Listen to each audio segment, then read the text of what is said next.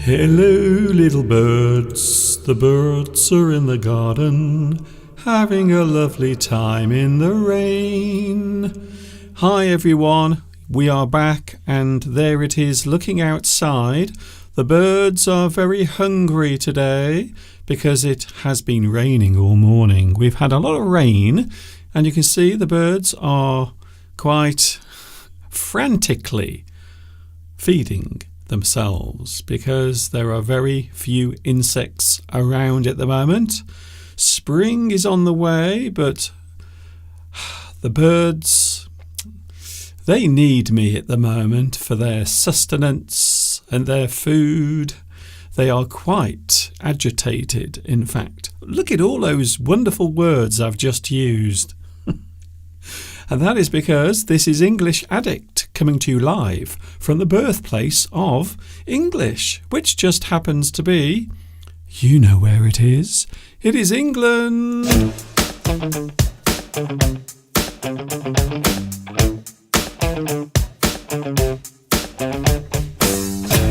It is England. It is. It's England. That's where I am at the moment, talking to you live. Hi everybody, this is Mr. Duncan in England.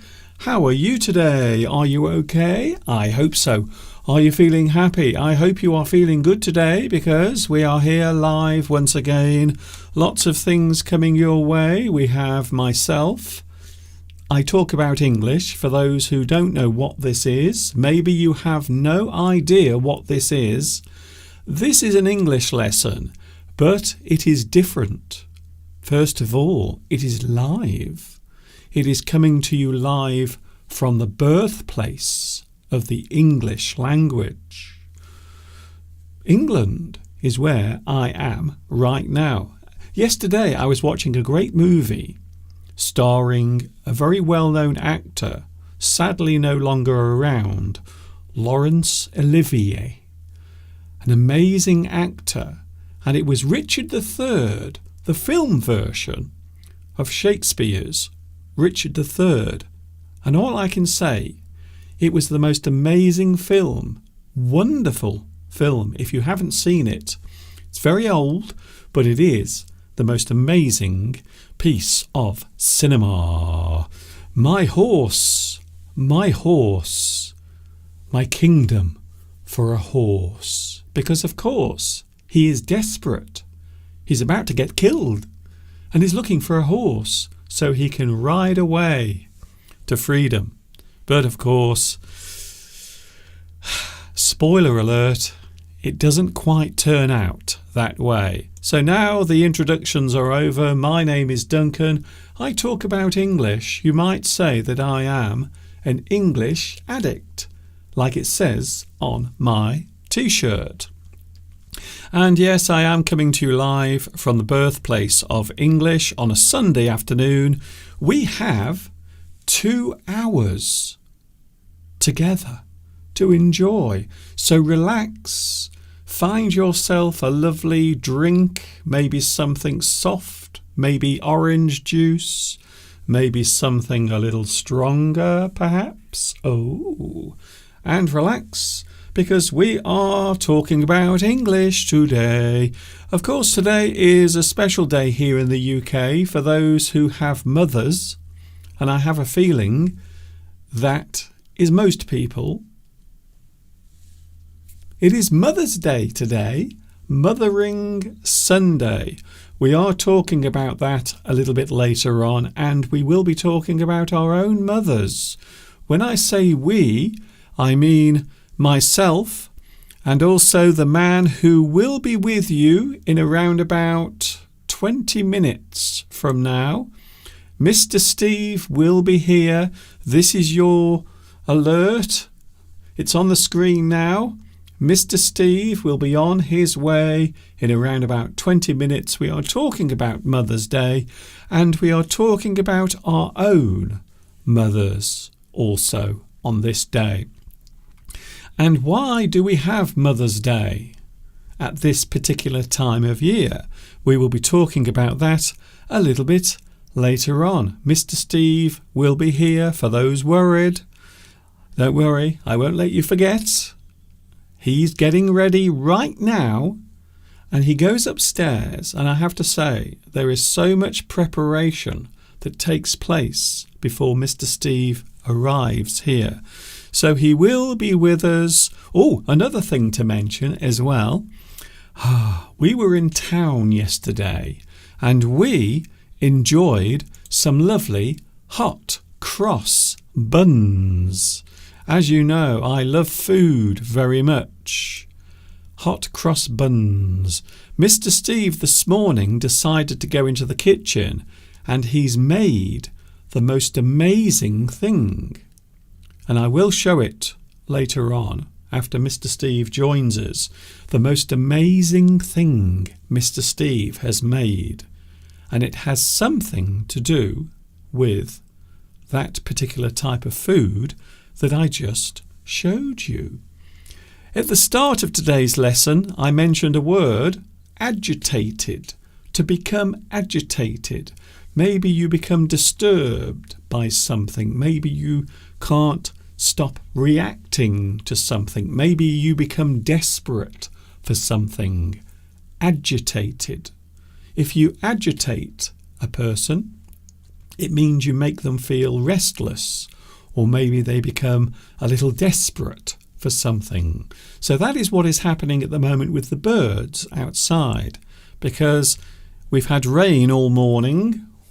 Typical, I know, and the birds have been coming quite a lot this morning.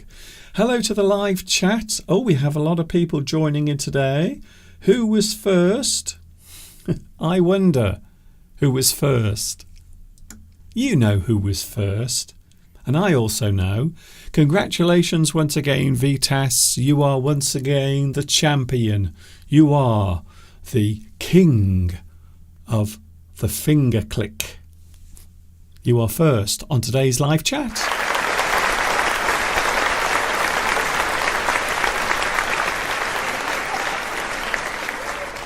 Congratulations, Vitas. You are first. Also, we have Beatrice. We have Christina. Hello, Christina. How am I doing? I am doing okay. I can't complain. I cannot complain. Oh, by the way, a member of our royal family here in England is celebrating their birthday today. Do you know who it is? He is related to the King of England. That is all I am saying. Marcia is here as well. Hello to you. Also, thank you for coming back. Thank you for trusting me, for allowing me into your house on a Sunday. Florence is here. Regina. Also, we have... Oh, he is here. You know who I'm talking about. Luis Mendez is here today. Hello, Luis. Nice to see you back as well. We also have Claudia. Can I say hello, Claudia? And also, on behalf of myself and also Mr. Steve, can we send our condolences concerning your father who passed away last week? So I'm very sorry to hear that. Mr. Steve is also deeply concerned about it as well. So I'm sure everyone here will send you our condolences also. We are talking about parents today, but we are talking about mothers here in the UK because it is Mother's Day. And we are talking about our mothers. Also, later on, you can talk about your mother. Maybe you can give us your name or the name of your mother, so you can put it on the live chat. So please tell us the name of your mother later on. We are talking about mothers and Mother's Day. Even if your mother is no longer here, maybe you would like to mention her. All of that coming up later on. Patrick is here. Hello, Patrick. Also, we have Zudzika. Hello to you. I always worry that maybe I am pronouncing your name incorrectly, but I always say Zudzika, so I hope I'm pronouncing it correctly. Hello to Kitu Krishna. Hello there. I don't recognise your name. Sometimes I notice if there is a new name on the live chat. So is it your first time here? Please let me know. Thank you very much. Today we are talking about lots of things. Mother's Day. We are also looking at uses of the word mother as well. We are also taking a quick look at conflicts in the world. How many conflicts are taking place right now? When we talk about conflict, we often mean some sort of battle or some sort of dispute taking place. So quite often, conflict means opposites coming together. So you might have a conflict in a certain place, maybe a battle or war taking place between two different groups. But how many are taking place at the moment? We often think of war as being a type of conflict, but of course there can be many different types of conflict. Political conflict might mean that two groups with different opinions are battling each other. So we are looking at that a little bit later on. I know what you're going to say, Mr. Duncan. That is a very serious topic. Well, guess what? There is another serious topic that we are talking about today. Is the countryside. And when I say the countryside, I mean the British countryside or the English countryside. So when you move away from the towns and the cities, you end up in a place like this. So I live in the countryside. And a lot of people have been debating whether or not the countryside is racist and prejudiced towards other people. We'll be talking about that later on as well. Lots of things to talk about on the live chat. Of course, you are here as well joining in. I hope you are well. Hello, Ariane. Are there any girls here? I'm sure there are some. I don't know why you want to know. I'm already a little bit suspicious. Talking of which, we are also looking at a very interesting word in the English language, which is often used when we talk about a person who doubts something or they don't trust a certain thing. Maybe they feel wary or suspicious of something. That coming up as well today. So which member of the British royal family is having his birthday today? I will give you a clue. It isn't King Charles and it isn't Prince Harry. It isn't. But who? Who is having their big birthday today? Please let me know.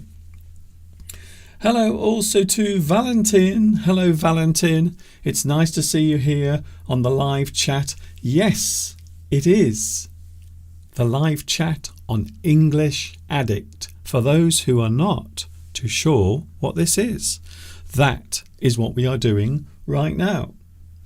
Hello also to... who else is here today? I don't want to miss anyone out because I always get into lots of trouble. Francesca is here. My mother's name was Adriana. Adriana. I hope I pronounced it right. We are talking about Mother's Day here in England. Now I know that in other parts of the world Mother's Day is at a different time. I believe many countries normally celebrate Mother's Day in May. Many parts of the world, but here we have Mother's Day today, and there is a reason why. The live chat, oh, it's very busy already. Very nice. How nice to see you here on the live chat. Mr. Steve has been busy. He got very excited yesterday. Can I just tell you, Steve did get very excited yesterday because for the first time this year, he was able to go into the garden to cut the grass. Would you like to see him doing it? Okay.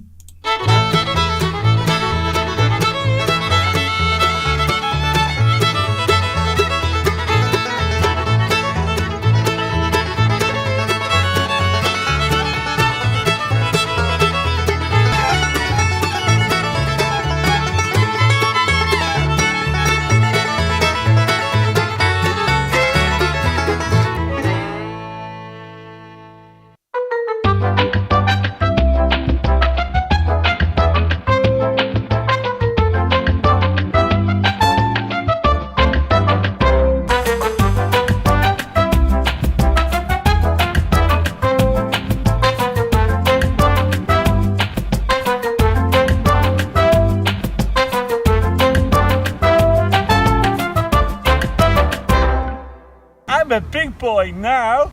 You certainly are. English Addict. It is Sunday afternoon. I hope you are having a good day today. It's not too bad here, and I hope your Sunday is going with a swing. Swing is a great word. We often use swing when we want to show movement. You swing your body when you are dancing. Do you like this, what I'm doing now? It's a very interesting dance, a little seductive, maybe, perhaps. Swing. Swing your body left and right. Look as if you're having a fright. Hello to the live chat. Oh, Pierre is here. Hello, Pierre Franca Urbintini. I hope I pronounced your name right. If I haven't pronounced it right, please tell me. You can say, Mr. Duncan, you did not pronounce my name correctly, you bad man. We are talking about Mother's Day. We are looking at the subject of conflict. Mr. Duncan, sometimes you like to talk about these big subjects, and it is true, I do. Jimmy is here. Hello, Jimmy, watching in Hong Kong, a place, by the way, that has been in the news this week for various reasons. Inaki, hello Inaki, also nice to see you here today. We have Mr. Steve joining us in around about 9 minutes from now. Something very strange happened on Wednesday. Did you watch my live stream on Wednesday? Something very strange happened. Now, before I begin my live stream, I always like to do some preparation. However, on Wednesday, I was being very clever and I did all of my preparation the previous night. So the night before, I did all of the preparation, which meant on Wednesday, before the live stream began, I had nothing to do. And the time seemed to go by so slowly. The morning went by at a very slow pace. And sometimes it does happen. Have you noticed that? Sometimes time seems to go fast, and other times it seems to go by very slowly. Why is that? I remember growing up, the worst day of the week was always Sunday. As a child, you would often find Sunday as a very boring day, a day when nothing happened. And the reason was because most of the shops would be closed, so you couldn't go shopping on Sunday. Many years ago, all of the shops would be closed. Imagine that now. Imagine if there was a day of the week where all of the shops closed. You couldn't buy anything from anywhere. Imagine that. But it did happen. But sometimes time does go by very slowly. Why? I'm just making some changes here. Look, if you want to come to my YouTube channel to try and find a girlfriend, you are probably coming to the wrong place. That is all I'm saying. That is all I'm saying. Nitram says time goes by so slowly sometimes. I think so. However, if there's one thing I've noticed, as you get older, as you become an older person like me, time does seem to go by fast. However, last Wednesday, I don't know what happened, but the morning dragged. It went so slow. Sometimes you might notice that time goes by very quickly. Life can sometimes flash before your eyes. The day can go by very quickly. However, sometimes it can go by very slowly as well. Time indeed is a great mystery. Of course, my own impression of time is the fact that it only relates to each individual. So each person has their own feeling of time, their own, I suppose I would call it the sensation of time. So we all feel time in a different way. However, if you leave the planet and go off into the solar system, time has no meaning because there is no time. It's just endless. It is going on and on. So I think sometimes the human perspective of what time is can be very individual. So maybe to one person, time is going by very slowly. To another person, it might seem as if the day is going by very fast. Some people say that my live stream goes by very quickly. A lot of people say, Mr. Duncan, sometimes it appears that your live stream goes very fast, very quickly. And it's true, because in English, we have a very interesting expression. Time flies when you're having fun. Sometimes when you're busy, if you're having a good time, you might find that time goes by fast or quickly. I think so.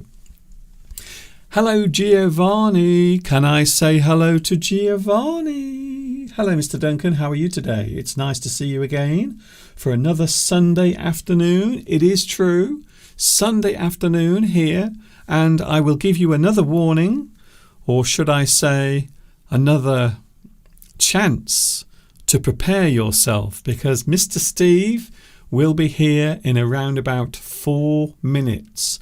So this is your 4-minute warning. 4 minutes. And then Mr. Steve will be here. He will be in his comfortable studio. I know some people have complained about Mr. Steve and myself being apart, but don't worry. It doesn't mean anything. All it means is Mr. Steve will be nice and comfortable in his corner, because between you and me, he's getting very old. You see, that's why. So Mr. Steve has to rest. That's what he says anyway. Hello to the live chat. Oh, so many people are joining us now. Hello. You have come on a good day because it is Mother's Day. We are talking about mothers, all things relating to having a mother, being a mother. Sadly, I will never know what it feels like to be a mother.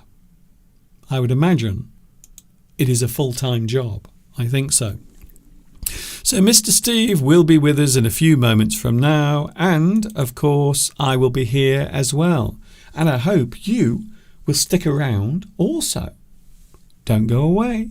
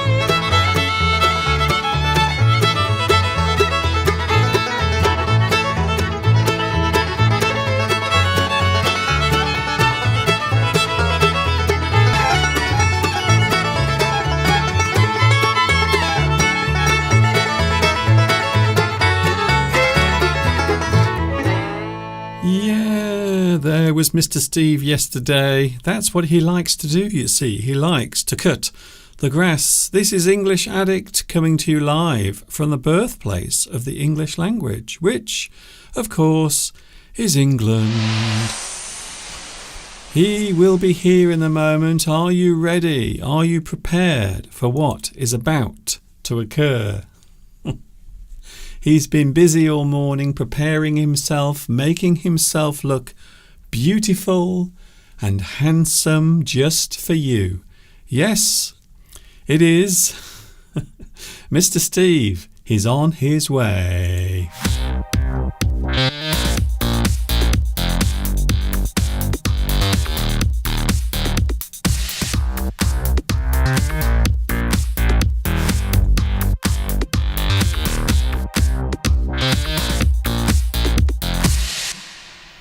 What's Christina been doing?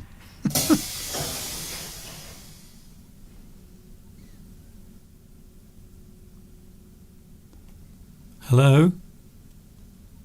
Hello? I said you would be on camera straight away. Hello? Are we live? We are on, Steve. Well, I was looking at the live chat. You didn't announce me, Mr. Duncan. You normally say, here's Mr. Steve. I said to you, every week this happens, I said to you, you will be on camera straight away. Yeah, but you normally... I know. Well, I had, you see. That's what I was waiting for. Yes. Anyway. Hello. Hello, lovely viewers from across the globe. I say that every week, but it's true. It's great to be here. I was looking at the live chat, of course. But the live chat seems very lively today, Mr. Duncan. Seems to be a few lively things going on. We'll talk about that later. Well, that is why they call it the live chat, because it's lively. Anything could happen. Anything. At any time. Yes. And it has. The big question is, of course, how do I look to my viewers? Do I look pale? Do I look well? You look lovely. What's the colour like? Have I got those horrible white eyes? Please comment, because I'd love to know. Well, can I just show you something, Steve? Because I noticed this morning when I was setting my camera up here, I noticed that I've got a strange thing here, look. So can you see? It's red and then suddenly it goes white. Isn't that strange? Look at that, yes. So, Did you go to a doctor with that, Mr. Duncan? No, I don't have to go to the doctor at all, because that's just my skin, just like your skin. So sometimes skin, especially on camera, can look different in different situations. Anyway, enough of that. Because the reason why we are here today, Mr. Steve, we have a lot of things to talk about. We are talking about conflict. How many conflicts? That kind of conflict, is it, Mr. Duncan? Okay, Steve. I can punch somebody. How many conflicts are going on in the world? Oh. There are many different types of conflict, though. So when we think of conflict, we often think of war. But of course, conflict can just mean a disagreement, or maybe two things that don't match or go together. So how many conflicts are taking place at the moment in the world? Also an interesting word for us to look at. And today is Mother's Day. And can we just take a moment? And this is what I want to do now, Steve. So please be serious, because this is a serious thing. We are talking about our mothers today, because here in the UK it is Mother's Day. So I'm going to, first of all, just remember our mothers. My mother and also Mr. Steve's mother as well. There you can see on the screen. You can see underneath myself. You can see my lovely mum. So there she is. And next to Mr. Steve, you can see Steve's lovely mum. Sadly, both of our mothers are no longer here, but we always remember them. Every day we remember our mothers. So sadly, Mr. Steve's mother, your mother passed away in September of 2022. My mother passed away last year. Can you believe, Steve? Now, this is really unfortunate, because next Saturday will be the first anniversary of my mother dying, unfortunately. So it's very strange that we have Mother's Day today, And next weekend, I will be remembering my mother because it will be a year since she passed away. So a very strange coincidence, don't you think? Yes, the first year, the first anniversary after a loved one dies is always the most difficult. I think that's my experience. Because it's marking a special time. Not special is the wrong word, but it's marking a point in time when 12 months before something not very nice happened. And yes, today happens to be Mother's Day, so of course. But the thing is, Mother's Day really is for the living, isn't it? I mean, I remember my mum every day, so actually today didn't feel particularly special because I remember my mum every day, like probably anyone who's lost their a loved one would do. So what I'm going to do today, Steve, I'm going to encourage everyone on the live chat to give their mother a mention. And I think it's a great opportunity to do it. So, for example, Vitas, my mother's name is Paulina. So hello to Paulina. If your mother is still there, but is she still around? Now, I think that is very important, so I don't make any foolish mistakes if I'm saying hello to someone's mother. So we might remember our mother like we do, Steve. So I remember mine. My mother's name was Anne. A very simple name. And your mother's name was Ivy. IVY. Isn't that strange? Because both of our mother's names only have 3 letters. Yes. Isn't that strange? It is strange, actually. My mother's second name only had 3 letters as well. Isn't that weird? Her second name was May, M-A-Y. So your mother's second name was named after her mother? No. Oh, I see. No. My grandmother's name, I can't remember her name, actually. Oh, God, what was her name? I can't remember. Don't worry, Steve. It's all right. No I can't pressure. remember what my grandmother's name was. We didn't really see her very much because she lived a long way away. On my mother's side, that is, my grandmother on my mother's side. Oh, what was her name? Anyway, it doesn't matter. It doesn't matter. It doesn't matter. But yes, we always used to joke about my mother's name, Ivy, I-V-Y, because obviously that is a woman's name. It's sort of becoming a bit more popular now. It's a very old-fashioned name. And we never could quite understand how the name ever became popular, because ivy is also the name of a creeping plant that grows up trees, and ivy grows everywhere. So we used to joke with Mum about that. Well, move on, Steve. We've got a lot of people now putting their mother's names on the live chat, you see. How lovely. Okay, Rosa says, my mother's name was Alexandra Ernesta, so today you are remembering your mother as it is Mother's Day. Christina says, my mother's name is Fernanda, and she is 92. Wow. She is still here in the world, which is always great. If your mother is still around, let her know how you feel about her.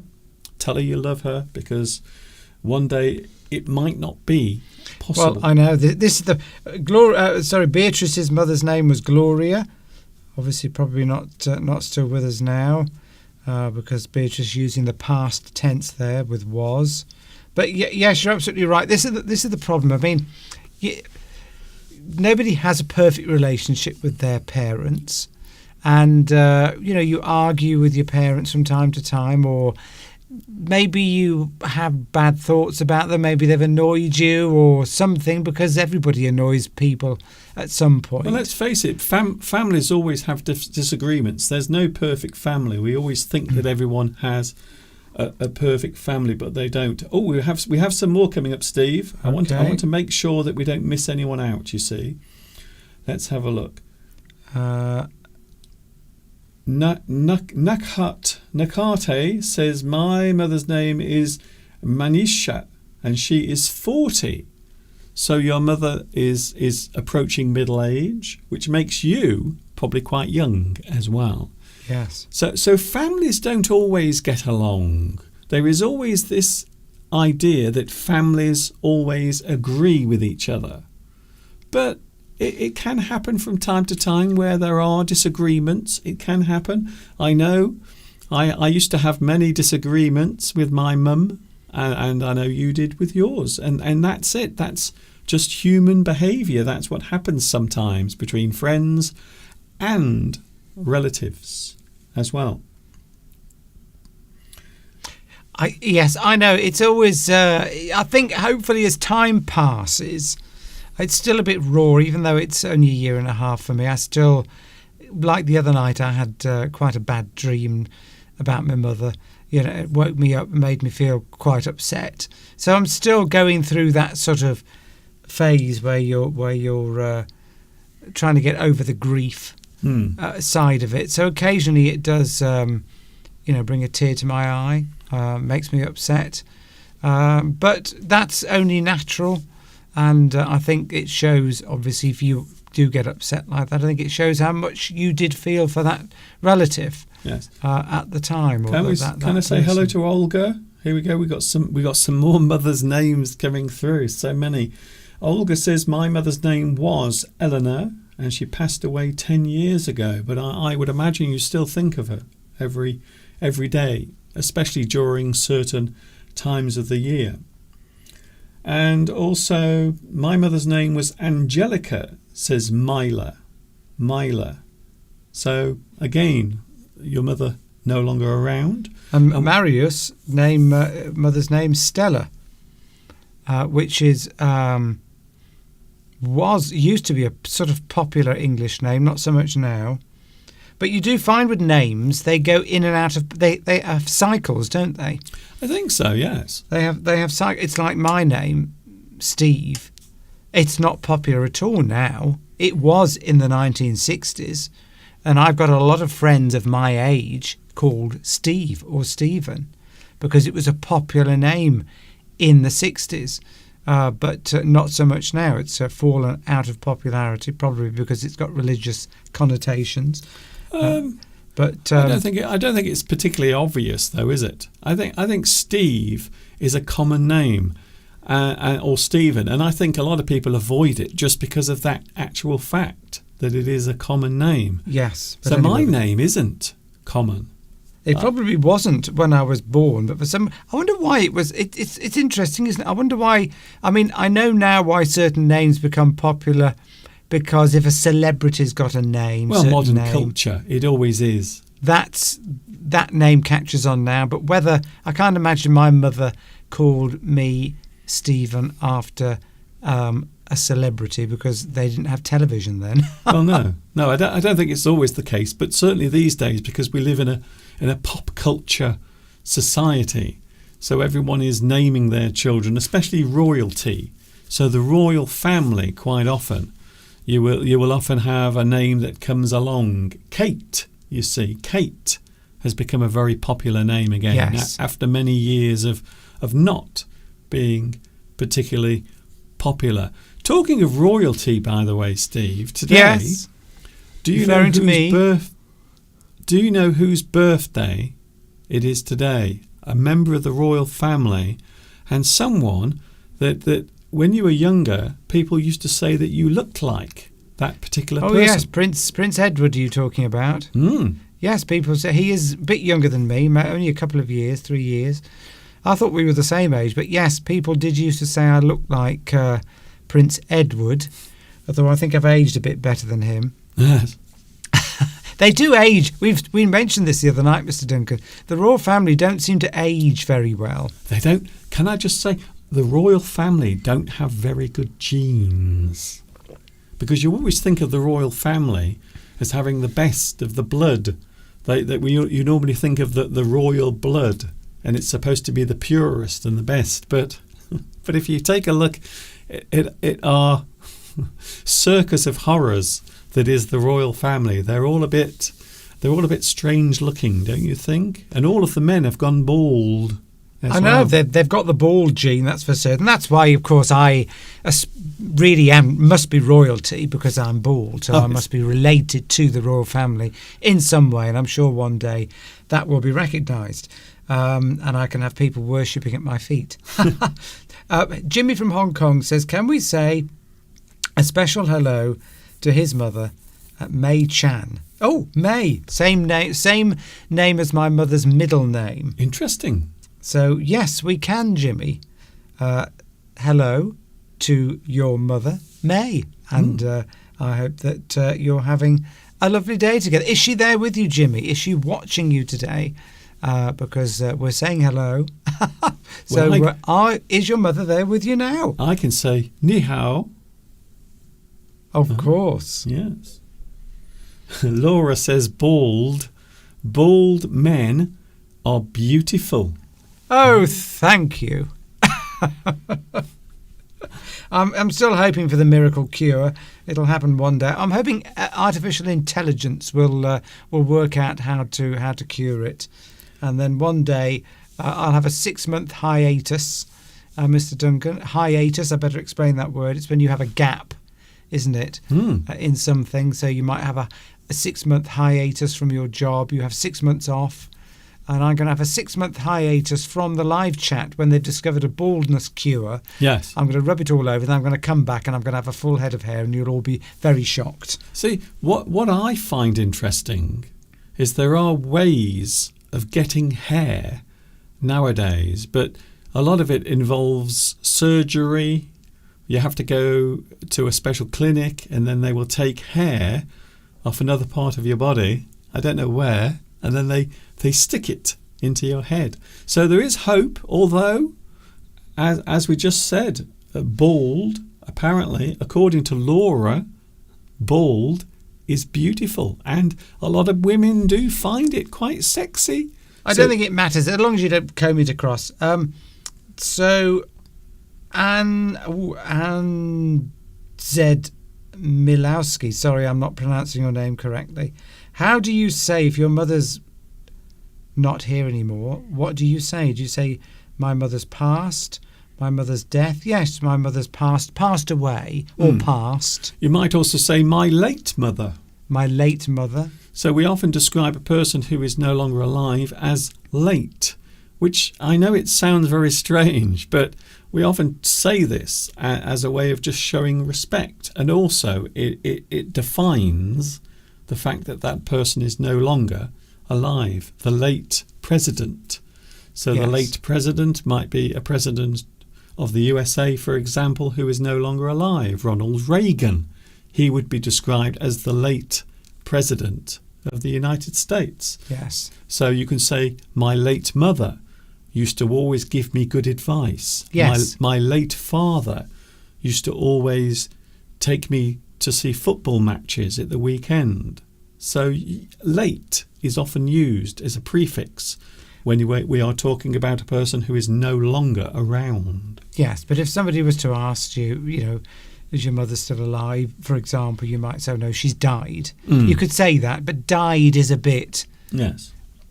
If you want to say something subtle, you can say, she's no longer with us. Or she's passed away. Sadly, she is no longer with us. Died sounds a bit, not aggressive, but it can be a bit upsetting to say that word. Blunt.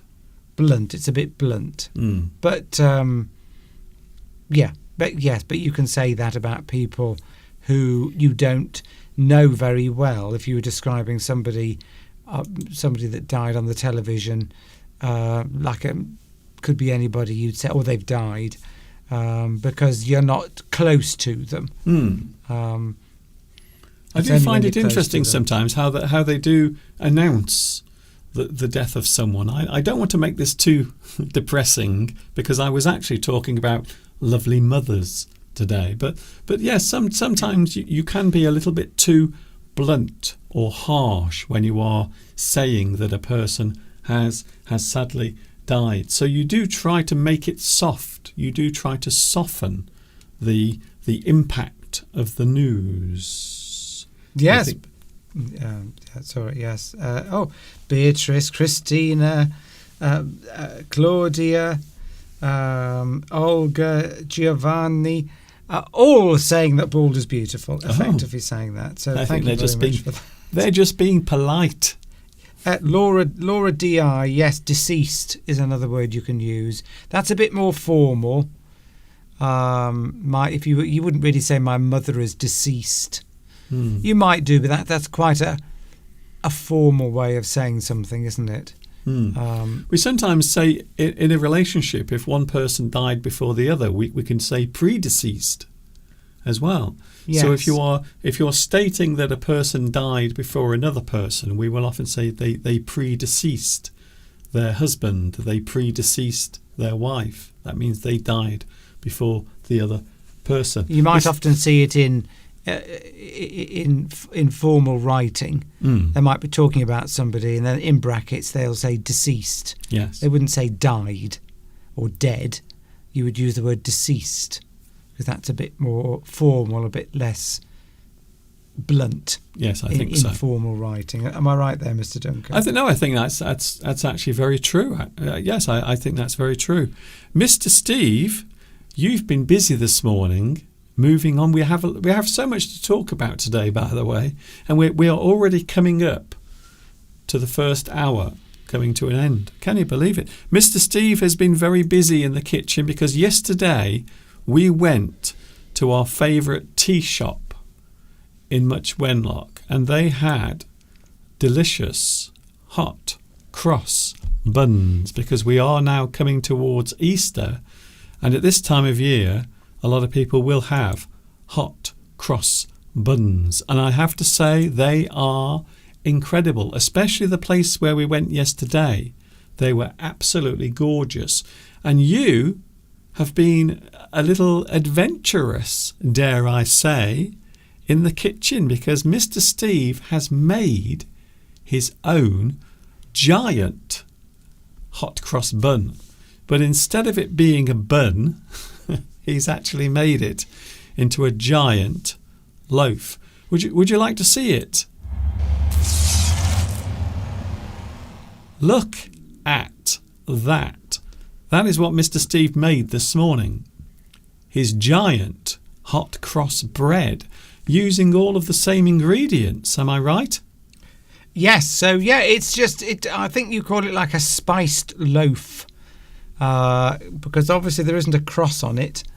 So yeah, it's the same recipe that you would use to make a hot cross bun, which is basically bread with currants and sultanas and some mixed spice, the sort of spice that you put in cakes, that is.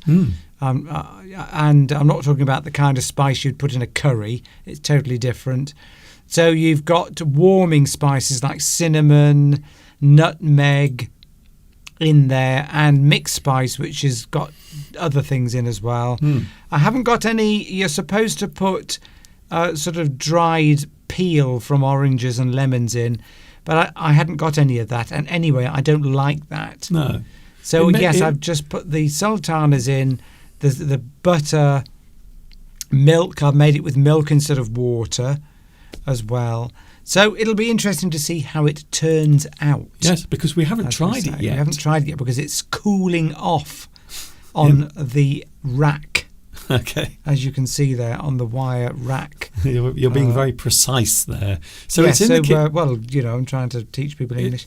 It's okay. So yeah, we're going to have that heated up with some butter later, and maybe we won't need to go to the cake shop, the tea shop next week, because well, actually, Mr. Duncan, I might cut it in half and freeze half of it. Yes, or do you anyway. think it'll last that long? That's not really very interesting. But can I just say as well before we move on? Okay, Steve. Susanna, mother's name is also Susanna. So Susanna has the same name as her mother. So that's an interesting one. Some people do, don't they? It can happen. They might have the same name as their father, and sometimes they put the word junior after it, don't they? That does happen as well, yes. So that does happen, particularly in America. So yes, if somebody, I don't know if you, yes, it's only if I don't think that works for females. I think it only works for males. So mind you, I've got to be careful what I'm saying now, haven't I? I'm assuming, let's just, anyway, right. So yeah, if somebody is called, I don't know, Jack, and they have a son, and the father calls his son Jack, it would be Jack Junior, or Alfred Jr. or whatever. But I don't think you'd do that for a woman, would you? You wouldn't maybe call somebody, I don't know, Angelique Jr. I think it only works for women, doesn't it? Oh, men, Mr. Yes, Duncan. it's normally because of course the male line in a family, or as you have descendants in a family, the male would always be the most important thing. So you would always have to denote or say that person was something junior. So you would know that they were the son of that other person, quite often a famous person. So it did happen quite a lot. I think, was it John F. Kennedy? There was a John F. Kennedy Jr. Yes. So that's it. So it shows that it's not the original John F. Kennedy, it's John F. Kennedy Jr. He is carrying on the line, as it were. We don't do that in the UK. It doesn't happen very often anyway these days, to be honest. No. In fact, sometimes it's used just as a theatrical thing, just to make it seem as if you're more important than you really are. Maybe I should call myself Mr. Duncan Jr. But there isn't an older Mr. Duncan. Make me sound as if I'm continuing the line. Yes, and it's quite funny because sometimes you get people who are in their 80s and they still call, in America, but they still call themselves call it junior. But obviously junior would indicate that they're young, but of course they're not anymore. They're old, but they've still kept their junior. Yes. Even though their father might have died by now. That's it. As I said, it's just to denote that the line of that family is continuing through the male. So that's why they never use it for the female, because her name will disappear. So when a woman marries, she loses her family name, but the male doesn't. So he continues it. Unfortunately for us, Steve, our family names are not going very far. You were going to say? I was going to say Myla. Hello, Myla. Says you can use junior or abbreviate it to JR. That's true. With a full stop.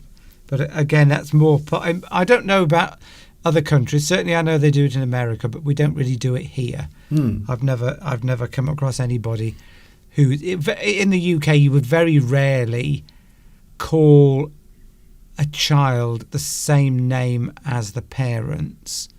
In fact, I can't think of any friend or anybody that I know that's got the same first name as their parents. Quite often, if you have a middle name... Well, yours is your dad. Yes, well, my middle name is the same as my father's first name, first Christian name. So, yes, so that is quite common. Yes. Although I'm not sure how common it really is. See, I've got two very biblical names. It's very common, by the way. Yeah. Okay.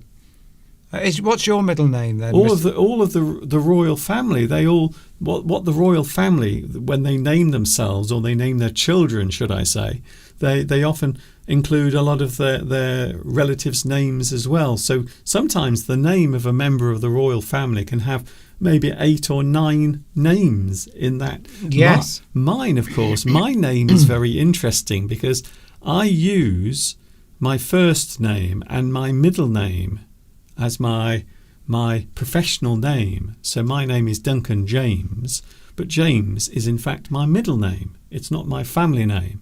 So it just seems like a nice name to have, and that's the reason why I've done it. And most people can't pronounce my real last name, so that's the reason why. Duncan's a very unusual name. Tom says, "Hello, class. I love you." Isn't that nice? It's such a lovely bunch of people that we have on this live chat. Most of the time, anyway. It's a nice crowd, I have to say. We are coming up towards 3:00. The first hour has already come to an end. Can you believe it? Still to come, we've got lots of things to talk about, Steve. We are talking about conflict. How many conflicts are taking place in the world? Some of them are very serious and some of them not so serious, but they are still causing issues. All of that to come. Also, it's Mother's Day today. And, well, I suppose I should say, because it's Mother's Day, we will be talking about mothers and the reason why we have Mother's Day. All of that still to come. However, it's 3 o'clock. We'll have a quick break, and then we will come back with more of this. Don't go away. Still lots to come in the next hour.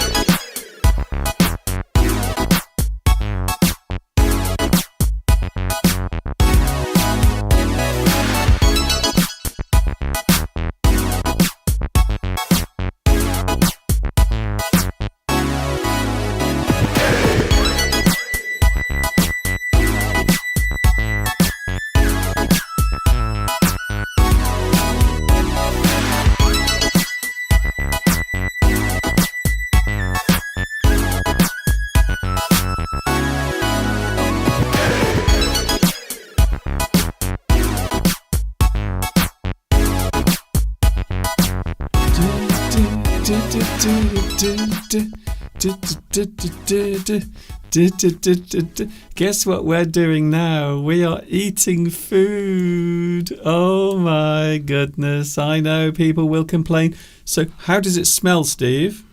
Spicy. Spicy. I like it. We're going to try a bit. So there it is, a little piece of Mr. Steve's hot cross bread. And we're going to try it. So Steve, I noticed you couldn't wait. Steve is already eating. So let's have a try, shall we? Let's taste some of Mr. Steve's hot cross. Wow.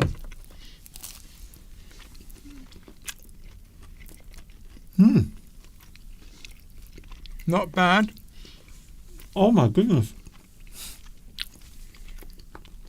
So while you're chewing, I'll just tell people a bit more. We've had quite a few questions about it in the live chat. So it's basically bread, but you add milk instead of water, raisins and sultanas, mixed dried fruit, and you might be able to see the dried fruit in that. Probably not. Yes, you can. You can see the few raisins and currants there.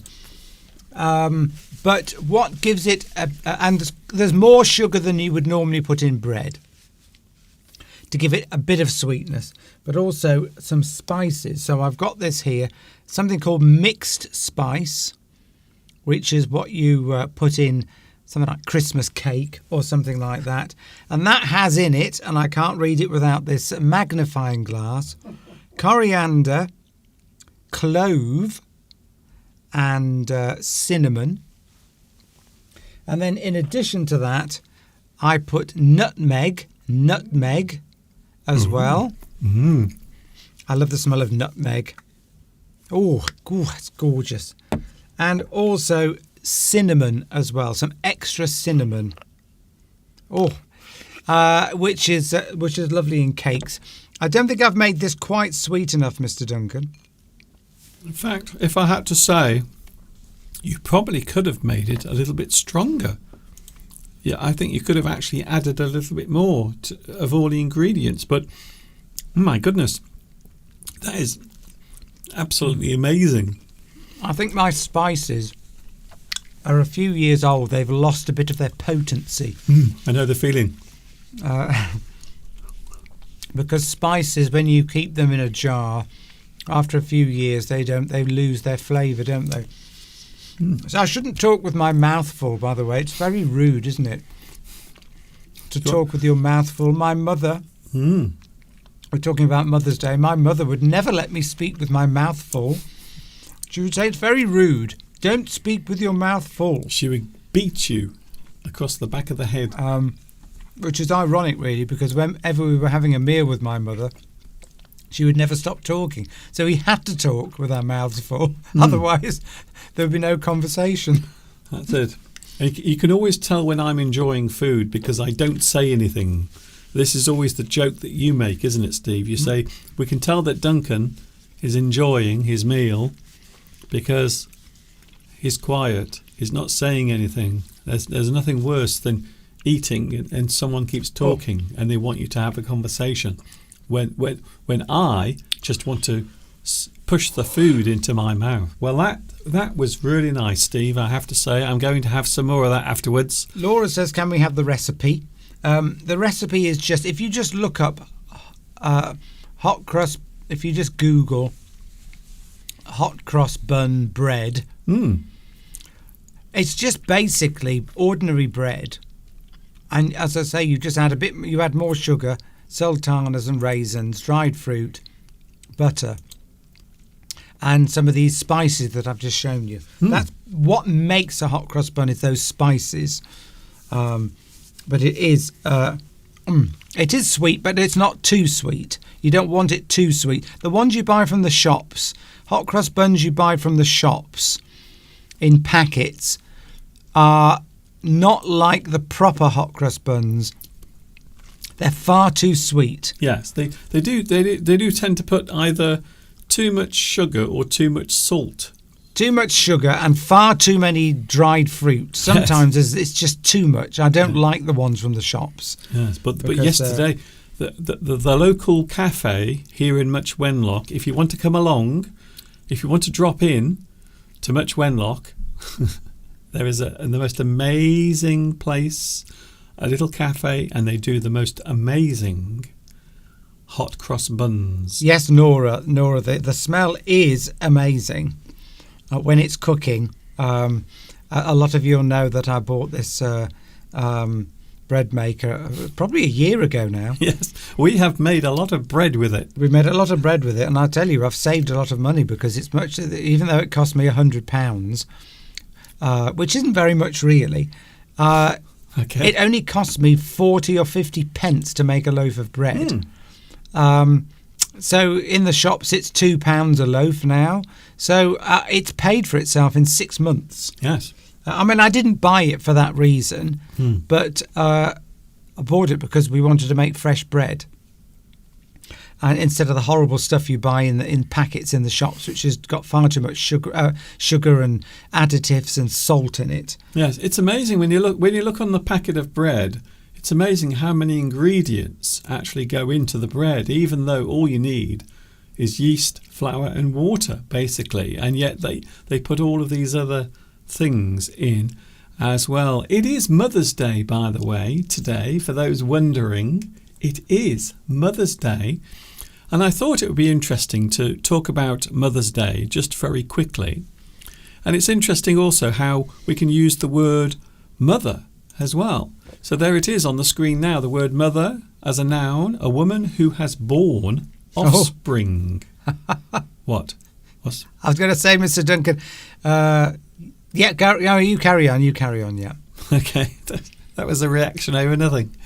A woman who has borne offspring. You might notice there, by the way, the word born is not B-O-R-N, so that is the opposite. So you are born, but a person who gives birth borns as well. So a woman who has borne offspring, she has given birth. A little baby has popped out, you see, as they say. Often, mother can also be used simply to say one's own female parent. You refer to your mother. So basically, we are talking about the use as a noun. And then, of course, we have mother as a verb as well. You might not realise this, but you can use the word mother as a verb. You mother someone. You fuss someone. You give someone lots of care, normally for protection, like a mother would. So you might describe a person, even if they are not your mother, as being someone who mothers you, like a mother would. They act maternally towards you. So maternal is the state of being a mother or having the ability to give birth. Maternal, normally surrounding the action of actually giving birth. That's why if you go to a hospital, you will often see the maternity ward. That is the place where all the newborn babies are kept.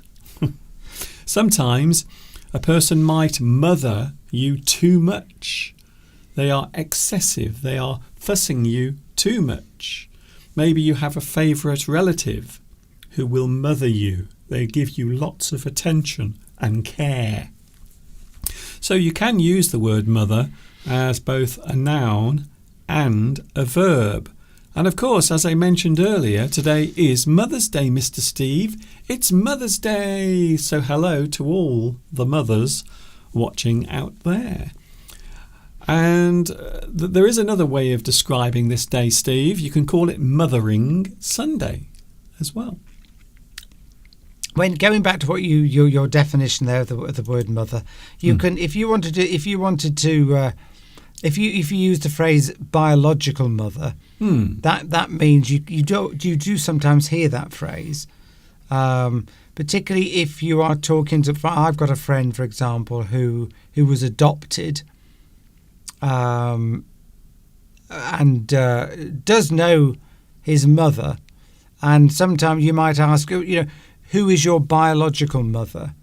Meaning, so he was brought up within another family, so he had a mother in terms of somebody that brought him up, but it wasn't his biological mother.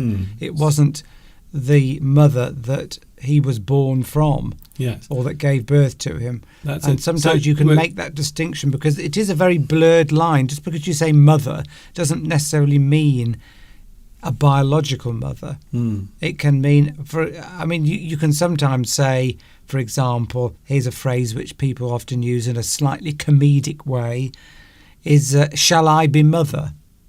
A man could say that. If for example, there was a pot of tea on the table or cake, and you wanted to cut up the cake. Say we had that, let's use that example. Say we had that hot cross bun cake, Mr. Duncan, and there were 5 or 6 people in the house, and they all wanted a piece of this bread, and it was there on the table. Somebody might say, who's going to cut it up?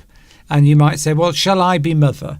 And that means you're the one who's going to do that thing, which is like what a mother does, which is to help people and provide for them and look after them. It's being used in a figurative way. Used in a figurative way. Shall I be mother? So are you going to be mother? Okay, Steve. So the actual being a mother, and that means it's a biological connection, which means that the relation is related to the blood, so or the genes or genetically. So that is the direct connection. So when we think of a mother, a person's mother, we often assume that is the person who gave birth to the person we are referring to, your mother. we often assume that that will be the person who gave birth to you. However, as you said, Steve, it's not always biological.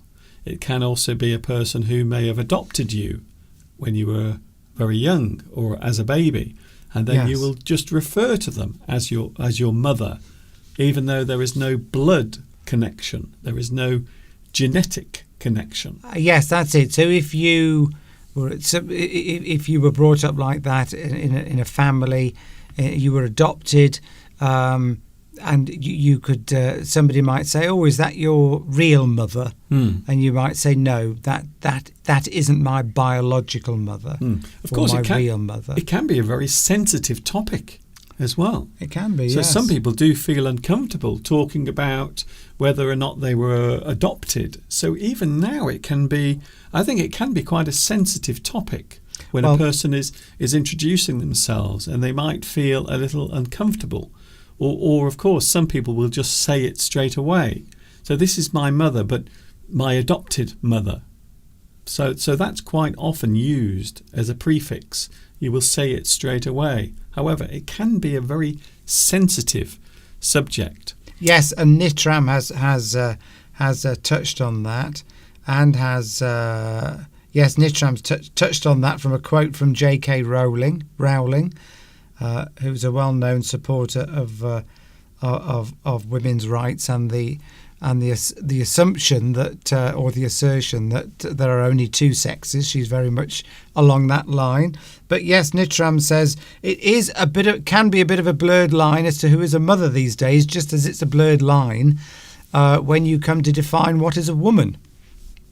We won't get into that, Mr. Duncan, but there's a lot of, particularly in this country and in America, there is a lot of controversy about, how to define a woman now, for example, and thus it would be the same for a mother. But we'll keep it simple, Mr. Duncan. We'll assume that your definition of a mother that you first put up is the one that we're going to stick to. It's certainly simpler. Well, as I always say, I don't make the language. Yeah, that's it, exactly. So, Steve, we're going to move on. So Mother's Day is the fourth Sunday in Lent. So did you know it's actually connected to Lent? Isn't that strange?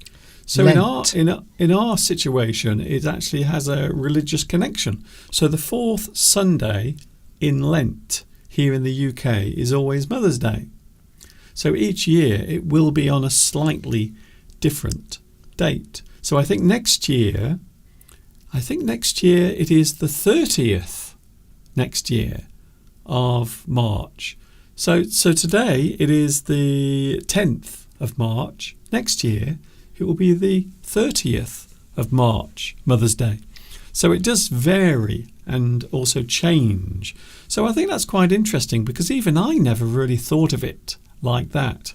I always thought it was just a special day put aside, but apparently it exists within the period of Lent, where we have to give thanks to our mother. So that religious, give thanks to your mother. That Lent being that religious period where you are supposed to give up something like chocolate or something like that is something that, or alcohol.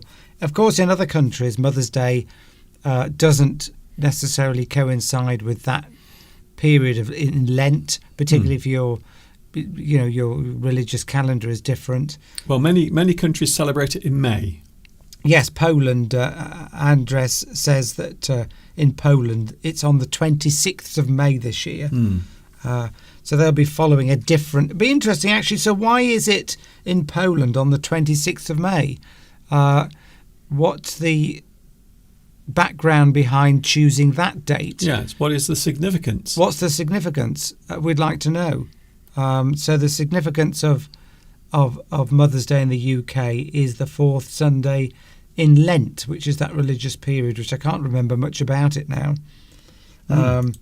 But how long's Lent? Is it a few weeks, isn't it? Okay, Steve, just don't ask random questions. But nobody really follows Lent these days, unless it's Well, they didn't really even when I was growing up. It's just Is this- if you go is to it- church, Steve- they'll talk about Lent. Anyway, Steve, we've got to move on. I know, but I'm just saying, we've mentioned it, so somebody might ask. Well, Lent is just a period where you give up just before Easter. It's a kind of sort of flaying yourself. So you give up something. It's as a way of saying, I love you, God. Look, I'm not eating. The mother of all is often used, isn't it? So we might talk about something that's the largest, Steve, or the greatest, the mother Oh, yes. of all.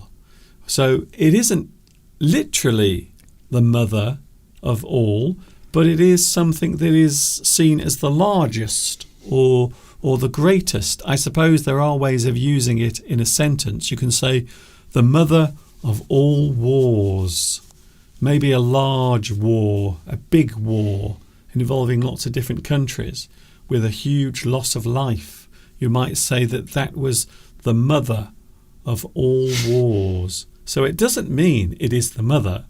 It means that it was just the biggest or the largest or the greatest. Yes, the mother load, for example. Here we go. Is a phrase that you could use to say you've got a great big lot of something. You might be oil or something like that, or that's the mother load. You've got the the biggest quantity of something. It's on the screen now. Oh, right, you've done it already, yes. Yes, look at that. LODE, the main source of something. Yes. So the main source, quite often it's used in mining. So it is strange where it actually comes from. It's just the area where the greatest quantity of something is. Quite often referring to something you can make money from or profit from. So something that is giving you an advantage. We often talk about the mother load as being. Why does that always make me laugh? I don't know. No idea, Mr. Duncan, no idea. But it is the main source, the main thing that you can excavate or dig, or maybe just generally, if we are talking about the main source of something. Also, Steve, here's an interesting phrase. Now, I think, if I'm mistaken, someone will tell me if I'm wrong here, but I'm sure this phrase came around during the Second World War, when we were telling people not to speak without being careful of who is around you. So mum's the word. It's a very interesting phrase that we use in English. When we say mum's the word, it means your secret is safe with me. You don't have to worry. Mum's the word. So I might say it as a way of saying your secret is safe with me. Of course, a person who is giving you information that is secret, they might also say mum's the word. So they are telling you that thing should be kept secret. So I believe that came around during the Second World War. I'm sure someone will correct me. They will say, Mr. Duncan, you are wrong. You're wrong. So a lot of words and phrases connected to mother. We've had some in the live chat, Mr. Duncan.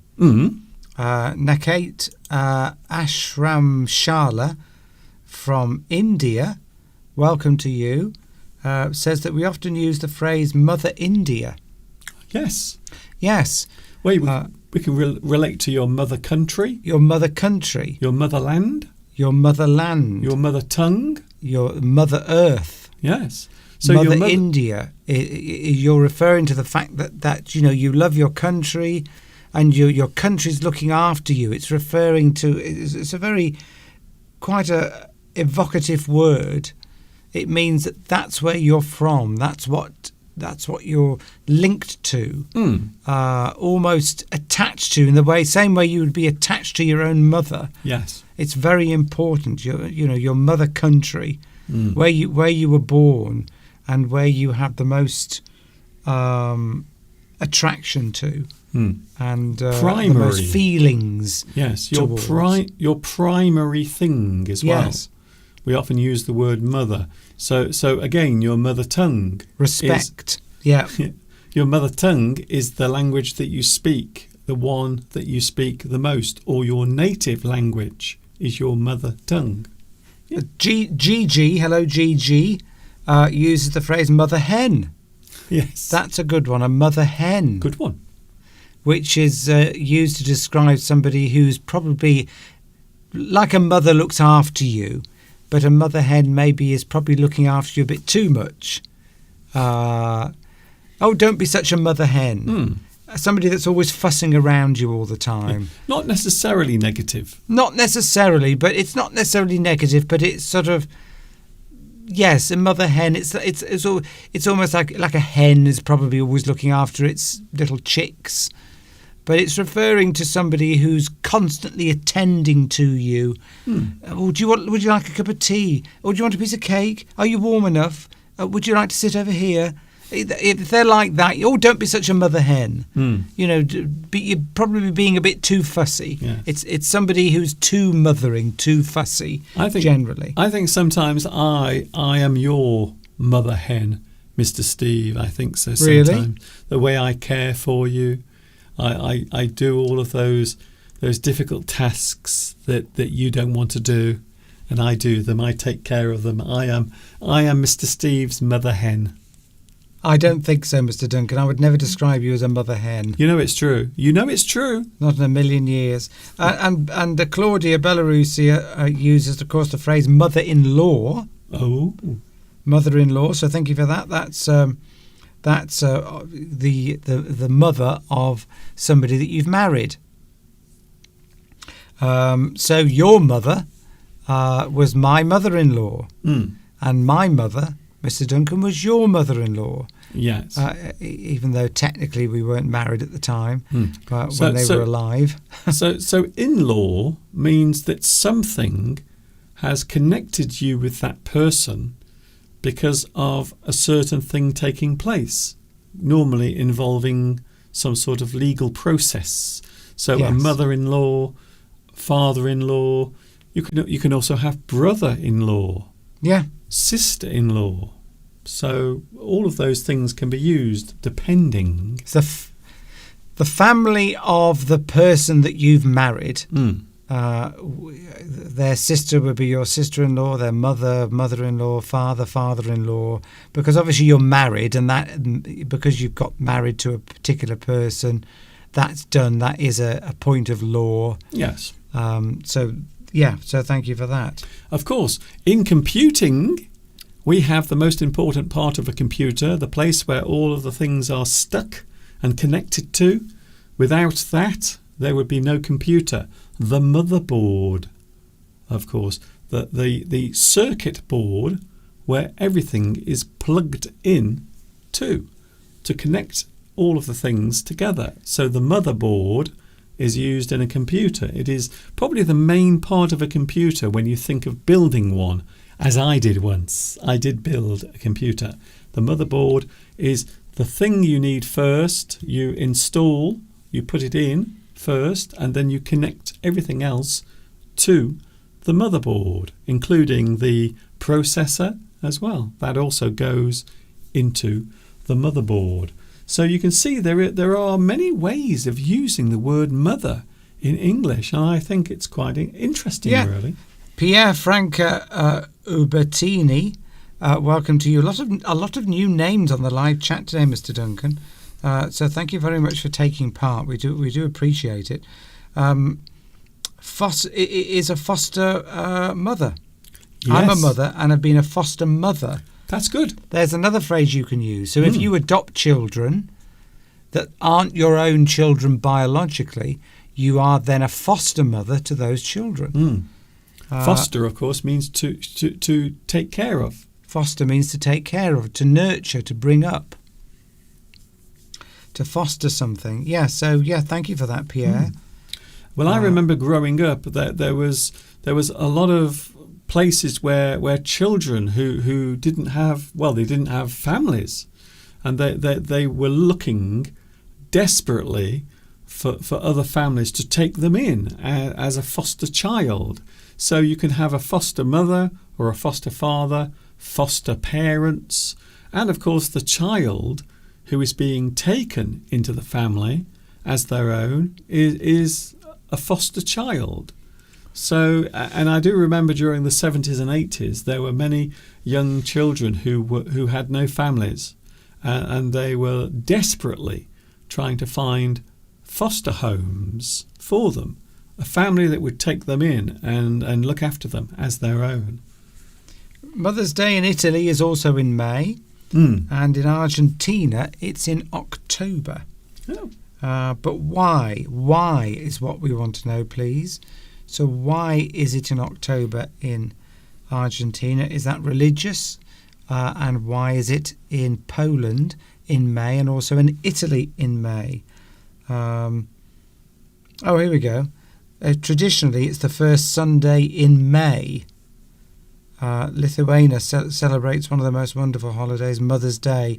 Yes, so it is just a calendar date. It looks like the first Sunday of May is Mother's Day in Lithuania. Of course. So it is it's important to mention it's always a Sunday. And it's always a Sunday, the first Sunday in May. So that may or may not be linked to religious things. It doesn't sound like it. And probably in other countries it's not linked to anything religious. But it certainly is in this country. Oh, that's interesting. Giovanni mentions another thing relating to mother. We often talk of mother of pearl. This is a type of thing. So in Italian we have a term, madrepala, which refers to a type of material that comes from natural pearls. How is it called in English? Maybe mother pearl. We call it mother of pearl. So I think, as I understand it, Steve, it is the inside of the shell. It's the smooth surface within the shell, isn't it? Yeah, I don't know. Yes, it comes from an oyster, doesn't it? I think mother of pearl. I think it's actually the kind of, it's like a calcium or some sort of thing that's formed on the inside of the shell, and they call it mother of pearl, and it has a beautiful iridescence, doesn't it? It shimmers. Yes, I've got some cufflinks that are made from mother of pearl. So yes, you are right. That's another good one. In fact, I have to say, Steve, I'm amazed how many uses of the word mother there actually are. In fact, I'm blown away, to be honest. Elsbeth Hordler, thank you again, somebody new contributing to the live chat, which we very much welcome.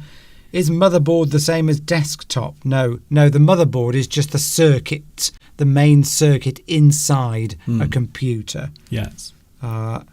It's the main, if you were to peer inside, there would be one sort of main with all the circuits and all the things on, the main bit of stuff. What would you call it? Wow. Yes, just the main circuit holder. I do like the use of the technical terms there, that bit of stuff. So it's the bit of stuff. No, I'm just joking, Steve. Yeah, I know. Don't hit me. Don't slap me. So desktop is the completed thing with all of the components inside, normally contained within a box. So when we talk about a desktop, so for example, I use a desktop for my streaming. It's a large computer with lots of components, very different from something like a laptop, which is small, flat, and quite portable. So there is a big difference. So when we talk about a desktop, you normally have to connect external things to it, such as a keyboard, a mouse, and also a monitor. So think of it as a large box full of all of the bits and the stuff, and you connect your other things to it. Yes, Doppelganger 4827 describes it as the brain of the computer. I think you would be right there. Definitely, it contains all the chips, the main chips, and everything. It's just a big circuit board that contains all the main components. Yes. Yes, Francesca, in war you say the mother of all battles. The mother of all battles means the biggest battle you've ever seen. Yes. You might describe, there might be certain big battles that are famous throughout history, and there's nothing that's been bigger than that. Probably it would be related to the number of soldiers there, the number of deaths the mother of all battles. It might have been very closely fought as well. It may have gone on for a very, very long time. Might have gone on for a long time, closely fought, and one side was victorious in the end, but it will go down in history as a very memorable battle. Quite good. Talking of which, in a few moments, we are looking at conflicts. How many conflicts are going on in the world? And what are the most serious conflicts taking place right now on planet Earth? All of that coming up in a moment. Don't go away.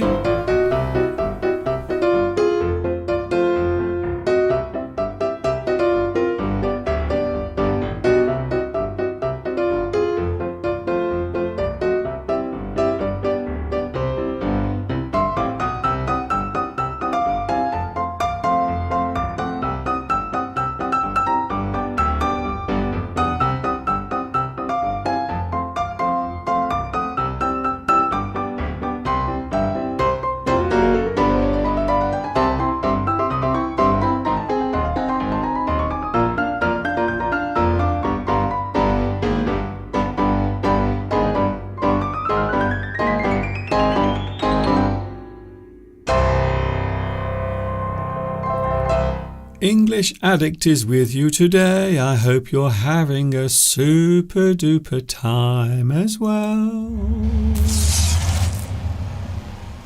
Yes, we are here live, for those wondering, live until 4 o'clock. So we have about another 25 minutes to go. And of course, I am here with Mr. Steve is in the studio with us today, keeping us company. All I can say is, Mr. Duncan, 3 minutes before I can have another piece of that hot cross bun bread.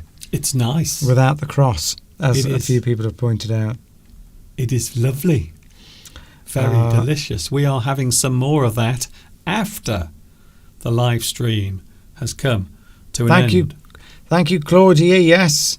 Please press the like button if you haven't already, because it helps Mr. Duncan to be spread throughout the YouTube universe. Spread me. For those that don't know, this is a major thing that helps all channels to be seen further afield, and we of course do want more viewers, so that the Mr. Duncan channel can keep growing and it stays alive and is an evolving wonderful thing that lots of more people can become involved with. At the moment, my YouTube channel is on a life support machine with a little bing, bing, bing, like that. Anyway, Steve, we are talking about a big subject now for a few moments. Thank you, Doppelganger. Okay. Motherload of likes. That's what we want. Yes, please. That's it. We want to get those likes. So, Steve, we have a serious topic for a few moments. Now, you may have noticed, if you've been watching the news recently, there are a lot of conflicts taking place in the world. Some of them you will know instantly, but you might be surprised to find out how many are going on that could be called conflicts, even though they don't necessarily mean that they are actual wars taking place. So it might be a certain group of people pushing against another group of people. So the word conflict, I always think, is quite an interesting word, because it comes into many different areas of life when we are talking about general things. So when we say conflict, we mean two things that won't or don't go together. They don't agree. You have conflict. So one thing is pushing against the other. A conflict. The two things do not go together. But I wonder, Mr. Steve, how many conflicts at the moment are taking place in the world, roughly? You mean like wars, battles? Yes, going. I don't know. Yes, this is the thing. You see, when we ever watch the news, we would only see one, or maybe we get very bored with conflicts. Well, very easy. Do you just want me to give a number? No. Wait. Conflict, as I've just said, isn't necessarily war. That's the point I've just made. It's not necessarily war.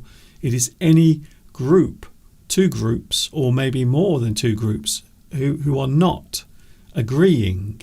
So conflict is not necessarily war, but it can be Probably a lot of shooting going on.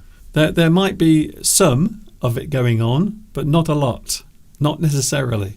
Anyway, I will tell you, Steve. So how many do you think? 26. Okay, it's a bit more than that. In fact, it's quite a lot more. At the moment, there are 57 conflicts going on in the world. And now they do vary from major wars down to disagreements in certain parts of the world, or maybe one particular group pushing against another. For example, you might say that one of the biggest conflicts at the moment, as far as law and order is concerned, is happening in Mexico, where you have a large conflict between the authority or the police and those who are involved in organised crime. So I think that is a very good way of showing that conflict is not necessarily war, even though you might say sometimes there is a war taking place on a particular thing or against a particular thing. So there are around 57, but you don't hear about most of them, or if you do, you might hear about them from time to time. In the world, there are 22 serious conflicts taking place. I'm sure you know what some of these conflicts are. So there are many conflicts, but you never hear about some of these particular disagreements. So they might be violent, they might be involving war or some sort of battle, but they are still disagreements. Civil war is another one, Steve, we often talk about. Civil war, of course, is a battle taking place within one country or one area, and it's their own people who are fighting amongst each other. Fighting another group, often for various reasons. I always find it funny, though, that they use the word civil, which normally means polite. So when a person is civil, it means they are friendly or polite. So civil war is almost like an oxymoron, two words that are used together, but they don't seem to connect.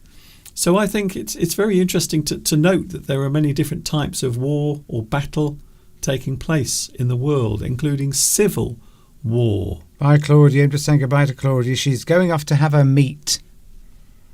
Bye, Claudia. See you next week. See you very soon on the live chat. Thank you, Claudia. So there are many things taking place in the world. You might talk about civil war. I think every country has had a civil war, haven't they, Steve? Yes, I suppose the most famous one is the American Civil War that we often hear about, certainly in the UK. There's lots of programmes about it. One group fighting another group within America. But we've had our own civil wars. France has had their own civil war. That was the North. In the United States, that was before the states were divided, and it was the North and South. Was it the Confederates? The Confederates and the Republicans. I don't think it was that, but yes, it was North and South. Okay, as you're right, it was. Yeah, it was. So yeah, we're showing our ignorance here, Mr. Duncan. No, I'm not showing my ignorance. It's a good job that we haven't got many Americans watching. What? What are you on about? It was the Confederates. It was the Confederates, but I don't think it was the other ones that you mentioned. It's those who wanted to be independent or divided, and those that didn't. But in the end, they all had to make their own mind up. And of course, we know who won.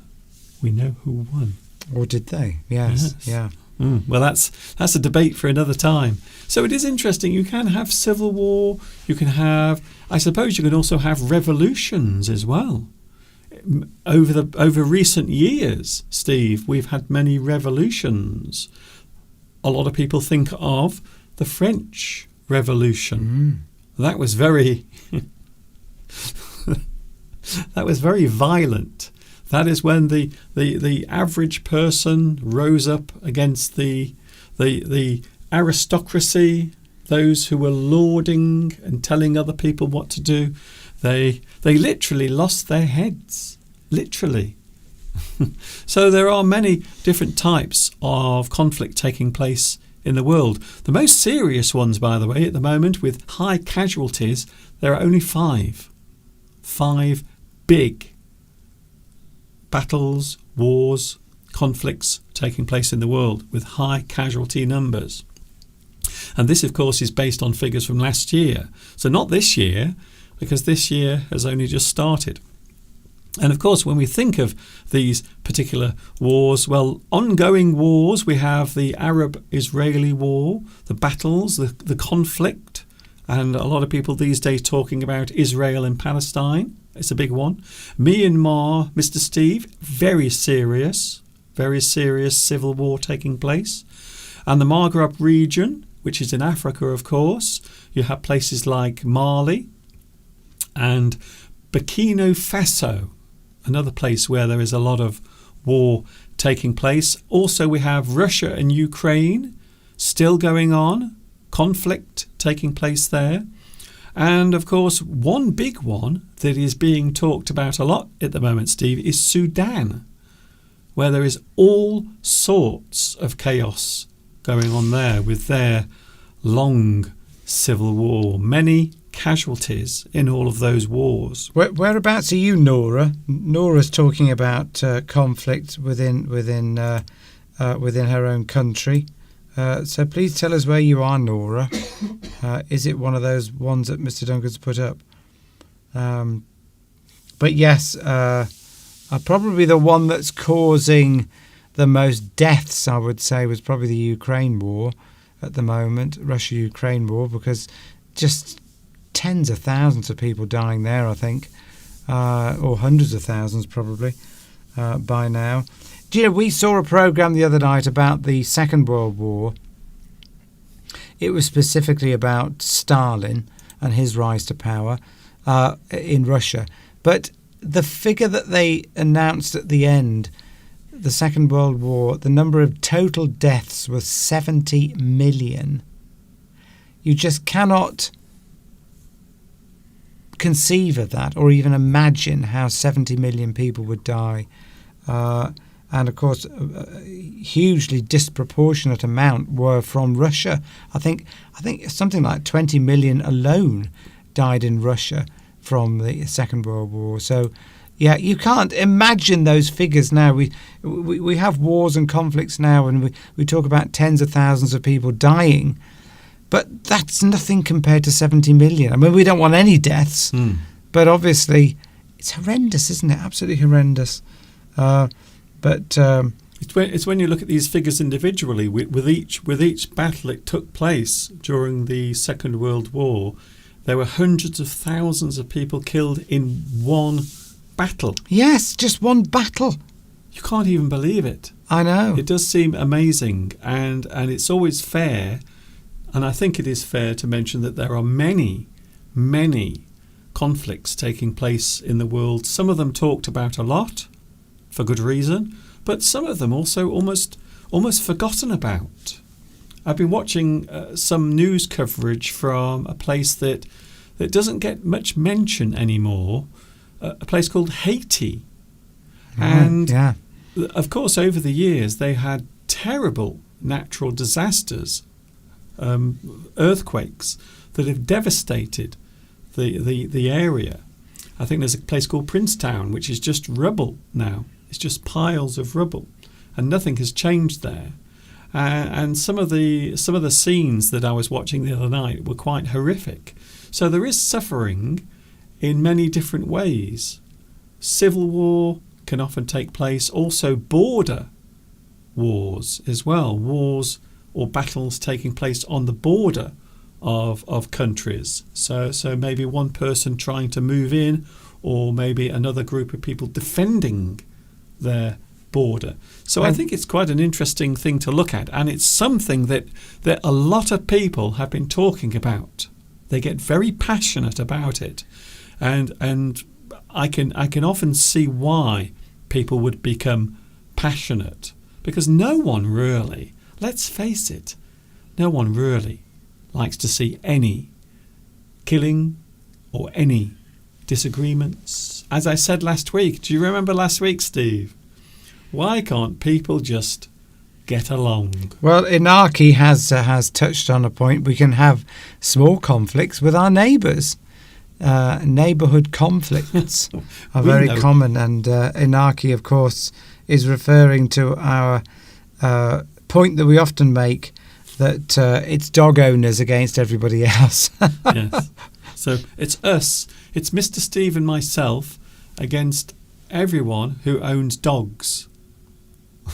And Maybe that's a kind of conflict, would you say? definitely, but yes, and it's so sad. We watched that program about Stalin and about Russia, and it's so sad, really, that we were all Russia, America. We were all against trying to defeat Nazi Germany.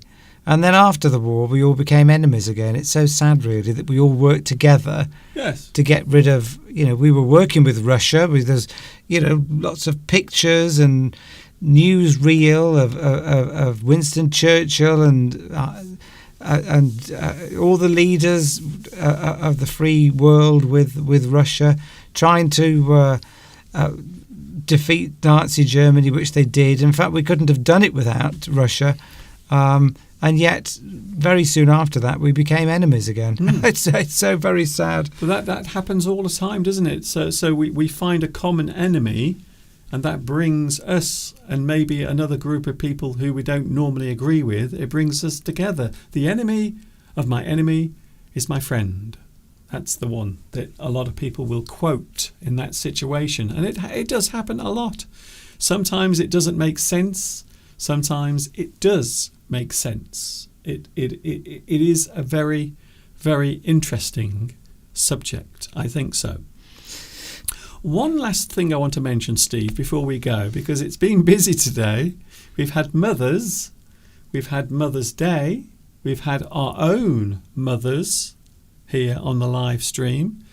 And also we have lots of lively chat as well. I am back with you on Wednesday, by the way. Wednesday, I'm with you from 2 p.m. UK time. Another thing I've noticed this week, whilst we're talking about the news, Steve, this week they were talking about the countryside. The countryside is where we live, isn't it? We do, very much. Yes. This is where we live. We live in the countryside. However, there are people who believe that the countryside is not as welcoming to people who are slightly different or very different in some way than they probably should be. However, I always like to put these things straight sometimes, Steve, because it is easy to look at one group of people negatively. People in the countryside can be quite strange. Now, I think it's fair to say, because we live in the countryside, so we are not saying this without having some sort of experience of it. And I would say that the countryside is not racist. However, it can be a little bit xenophobic or not welcoming to people who are not from in that local area. And that happened to us, didn't it? A few weeks ago, Steve. Yes. We went into a pub in Much Wenlock, which is where we live. Mr. Steve and myself live there. But we don't normally go into that particular pub. And they all looked at us as if we were aliens landed from another You're not planet. from around here, are you? Sorry? That's a common phrase that people use. But yes, yes, they were. As you say, there was a story on the news about the countryside not welcoming people from.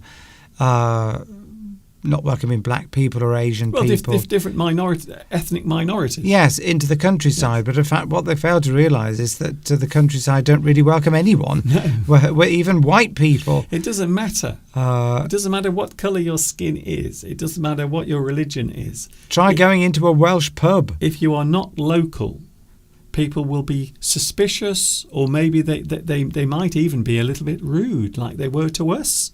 They were really rude. They did not like us being in that pub. I mean, if you're an English person and you go into a Welsh pub in Wales, Okay. which I have done several times with friends, they do not like you going in there in certain parts of Wales. So I'm not anti-Welsh at all, but it is always been known that, and I've heard many stories and I've experienced it myself, you're on holiday in Wales and you go into a pub somewhere, and sometimes you'll be asked to go into another room, and people will stare at you and and you will feel very uncomfortable, and that still happens now. But particularly in sort of very Welsh rural areas away from the... I don't want to turn this into Wales. No, but what I'm just saying, yes. I mean, the point I'm making is that yes, is that it doesn't matter what race you are, you probably will feel a bit unwelcome. Not in the tourist areas, will be fine. But the point, we're losing the point now, is anywhere in the countryside tends to be very insular, so they all have their own little community. So if a person comes in from the outside, they might feel as if that person is disturbing them or intruding in some way. So it doesn't necessarily mean that they don't like you. If you happen to be a person from a minority, you might feel that they are just judging you, but in fact they are judging everyone. I think that somebody from a minority group in the UK would be more welcome in a Welsh pub than an Englishman. I think anyone would be more welcome. What? Okay, Steve. Well, we're not. Okay. You seem to keep saying Wales. Yes, because I've experienced it myself. Okay, Steve. And felt very uncomfortable. In fact, we left in the end because they asked us to go into a different room. I would like to come back to Wales one day. Yes. You can stop Steve at the border, but please let me in. I still love you all. Probably if they got to know you, they would. I don't know, but it's well known. I mean, Christina mentions this. The Welsh and the English there's history. There's a lot of history there. I don't know why we keep mentioning in terms of conflict. We're talking about conflicts. Yes, and but we're not on about Wales. I know. Well, generally the Welsh don't like the English because we've tried to invade them, on numerous occasions in the past. Steve, that's not what we're talking about. I know, but I'm just mentioning. I'm just explaining why Christina's saying, why ? So I'm just explaining it because there's history there of conflict. So that's the reason why. If there are any people in Wales watching at the moment, it's Steve. He does this. I've got no problem with the word. Okay. Doppelganger says it's because they saw you building sandcastles. Yes, we were in Wales. You're fine in the tourist places. There's no problem there because they want your business and they want your money. Anyway, Steve, Nitram says, is the countryside is more xenophobic rather than racist? Yes, I would say so. Yes. They're not keen on outsiders. Here in Much Wenlock, because we have a lot of tourists coming during the year, during the summer, then it might not be so bad. However, at night, if you go into one of the local pubs where there is a closed community, that's when you might have people looking at you as if you've just landed from another planet. Yes, because they'll see the same people in there every night. They'll all be families of local people who were born and brought up here for many generations. A lot will be farmers. Yes. And members of the same families and things like that. So if you suddenly walk in certain places, even here, I mean, I found this even in the towns. So in Wolverhampton, like local pubs there, I've walked in with friends of mine, not as much, but they will sort of look at you if it's the kind of establishment that only tends to see people from around that area, the streets nearby. It might not be an establishment or a pub that is on like a main road. Yes. A small pub. It doesn't. At the end of the day, it doesn't matter what the place is. It's just if you get a closed community, you might feel as if you don't belong there because they don't know who you are. You're unfamiliar. So that's more. I think it is a little bit like xenophobia, but it's not violent. It's not racism or aggressive. It's definitely not racism because it happens to everyone. It happened to Mr. Steve and myself when we went into one of the local pubs here in Much Wenlock. They looked at us as if we were Martians. Who are these strange? We've never seen these people come in before. Yeah. And of course they know everybody, don't they? The landlord, the people behind the bar. They probably live in the town. They know everybody, and if they'll soon notice as somebody goes in that they don't know. And Francesca, of course, says this happens in Italy as well. The countryside is suspicious to people outside. I think that's probably the same everywhere. Yes, that is it. It's closed communities in small places or remote places, and it can happen. Even here in Much Wenlock, it can happen from time to time. So the next time someone asks, is the countryside racist? You can say, no, it isn't. I think we've cleared that one up quite well, to be honest. Mr. Steve, guess what? It's 4:00. Yeah, 4:00. It's come round. So fast. 2 hours. As I was saying earlier, it is strange sometimes how time can go by very quickly. And now we have this example happening right at this moment, because it's the end of today's live stream. I hope you've enjoyed it. You can watch this later with captions. It will take a long time for YouTube to process this live stream, but it will be available at some point in the near future with captions. I hope you've enjoyed this. Have you enjoyed it, Mr. Steve? I have, and I would say that everyone is welcome. Yes. On the live chat here, that we have no xenophobia, no prejudices. Even people in Wales. Even people from Wales are welcome to watch.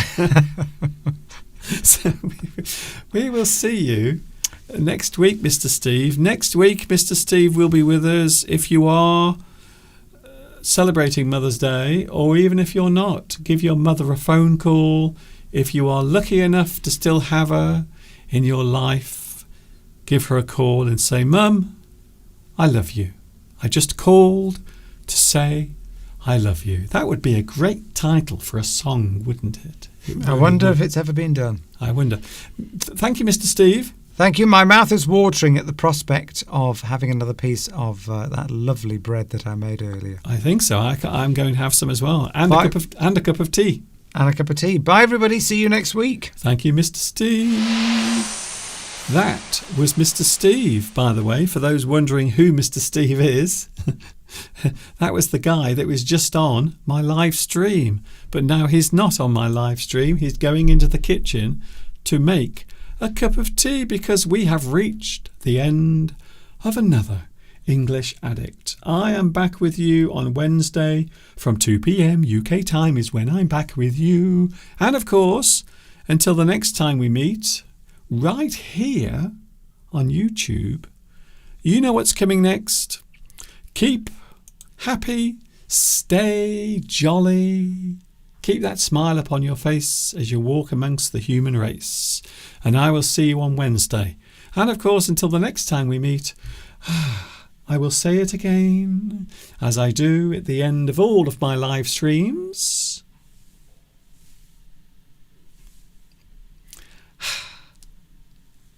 Ta-ta for now. Happy Mother's Day. See you on Wednesday.